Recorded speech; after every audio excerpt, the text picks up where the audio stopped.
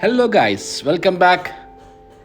നമ്മളന്നൊരു betta ബ്രീഡിങ്ങിൻ്റെ കാര്യം പറഞ്ഞിട്ടുണ്ടായിരുന്നു. നമ്മളന്നൊരു ബീറ്റ മെയിൽ ആൻഡ് ബീറ്റ ഫീമെയിലിനെ ഒരു ടാങ്കിലേക്ക് ഇൻട്രൊഡ്യൂസ് ചെയ്തിട്ടുണ്ടായിരുന്നു. അതിൻ്റെ വീഡിയോസൊക്കെ നിങ്ങൾക്ക് മുന്നേയുള്ള വീഡിയോയിൽ കാണാൻ പറ്റും. അപ്പോൾ അതിന് കാണുന്ന ആൾക്കാർക്ക് മുന്നേ പോയി കാണാം, അവർക്ക് ജസ്റ്റ് ചെക്ക് ചെയ്യാം എങ്ങനെയാണ് നമ്മൾ ഇൻട്രൊഡ്യൂസ് ചെയ്തത് എന്നൊക്കെ. ഇപ്പം നമ്മളത് അത്യാവശ്യം 3 ദിവസം 4 ദിവസത്തേക്ക് ഇൻട്രൊഡ്യൂസ് ചെയ്തു. പിന്നെ രണ്ടാമത് ഒരുമിച്ചിട്ടതിന് ശേഷം ഇപ്പോൾ അത് ബബിൾ നെസ്റ്റൊക്കെ ക്രിയേറ്റ് ചെയ്തു. അതിലേക്ക് എഗ്ഗ് രണ്ടാളും കൂടി ബ്രീഡ് ചെയ്തിട്ട് എഗ്ഗ് ചെയ്തിട്ടുണ്ട്.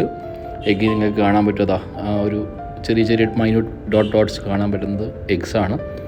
അപ്പോൾ മെയിലാണ് സേവ് ചെയ്യുന്നത്, അത് ഗാർഡ് ചെയ്യുന്നത് മെയിലാണ് എഗ്സിനെ.